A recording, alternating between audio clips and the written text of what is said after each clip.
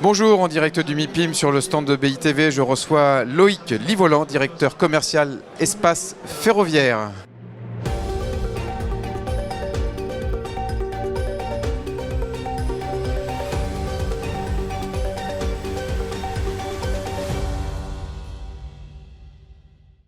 Bonjour Loïc. Bonjour Gaël, merci de me recevoir. Bonjour. Alors vous nous accompagnez sur Big Up et sur le marché de l'investissement. Justement, vous en tant qu'aménageur et promoteur, j'aimerais bien avoir votre regard un peu sur le marché de l'investissement et notamment sur l'investissement tertiaire.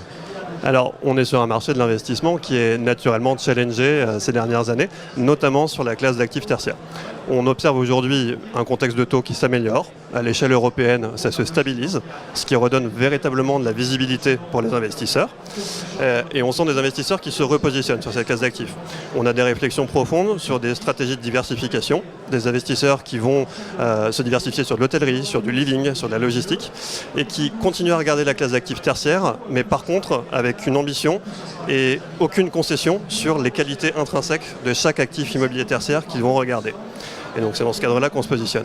D'accord. Et vous, le tertiaire, on voit un marché qui se polarise. Là, on a l'impression qu'il y a des immeubles de bureaux en périphérie qui ne valent plus rien et qui a une prime à la centralité. Vous remarquez ça aussi quand vous discutez avec les investisseurs? Je rappelle que vous n'êtes pas investisseur, vous êtes aménageur, promoteur. Tout à fait. On est aménageur et promoteur, mais on échange très régulièrement avec les investisseurs et avec les utilisateurs. Et ouais. Effectivement, on a une hyperpolarisation du marché tertiaire. On a une hyperpolarisation sur le quartier central des affaires et sur Paris en général et les principales métropoles régionales. Donc on sent vraiment une recherche de centralité de la part des utilisateurs qui aujourd'hui ont une appétence pour le tertiaire qui est différente. On ne va pas au bureau aujourd'hui pour les mêmes raisons qu'hier. On a besoin de retourner au bureau pour se retrouver, pour avoir des espaces qui sont collaboratifs. Et effectivement, la centralité, l'accessibilité en transport en commun est aujourd'hui essentielle dans les positionnements tertiaires.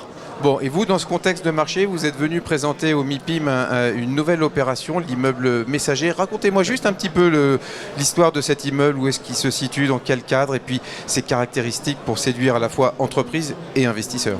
Alors, Messager, en fait, c'est le premier immeuble d'un quartier qui s'appelle les Messageries, qui se situe juste derrière la gare de Lyon, à proximité immédiate donc d'un hub de transport majeur, et qui est le démonstrateur des ambitions que l'on souhaite porter avec Espace Ferroviaire en tant qu'aménageur et en tant que promoteur immobilier.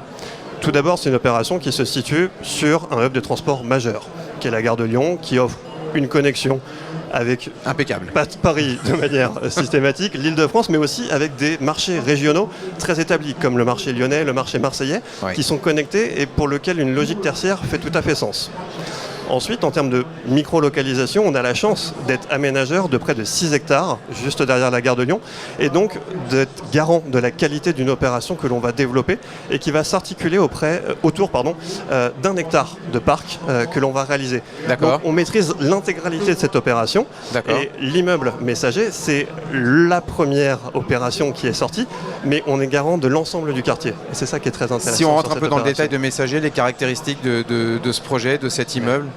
Alors, c'est une opération sur laquelle on a voulu vraiment intégrer toutes les ambitions de ce qu'on veut développer en tertiaire. C'est un immeuble qui est développé par les architectes Franklin Azy et Ham, qui nous ont vraiment séduit avec une architecture qui est à la fois esthétique et durable. Et la durabilité, c'était pour nous un élément très important dans cette conception-là. On voulait vraiment avoir un impact avec la proposition de cette opération. Donc, bien sûr, on répond à tous les codes du tertiaire prime. On va répondre à tous les enjeux de flexibilité, aux enjeux de capacité d'aménagement, de densité des espaces, d'efficience des espaces de travail.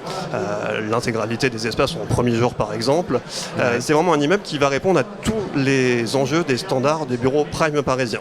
Mais en plus de ça, on voulait avoir un projet qui se différencie avec une ambition environnementale forte, notamment avec l'intégration de matériaux biosourcés. C'est un immeuble qui est en bois apparent.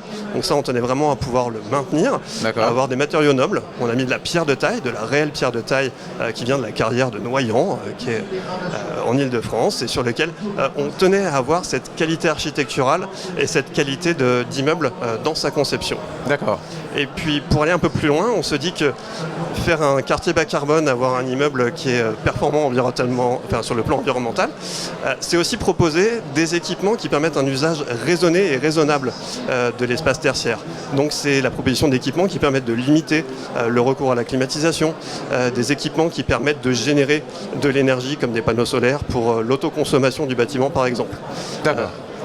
Bon, tout ça, ça arrive quand alors? C'est livré quand? C'est parti les travaux? C'est en cours de construction, encore quelques mois et on livre en toute fin d'année 2025. Donc vous avez lancé l'opération en blanc, si je comprends bien. On a lancé toute l'opération en blanc parce qu'on voulait vraiment montrer qu'on est convaincu par cette opération et on souhaite la porter et on est certain que les utilisateurs et les investisseurs qui nous accompagneront sur cette opération vont partager une partie de nos convictions.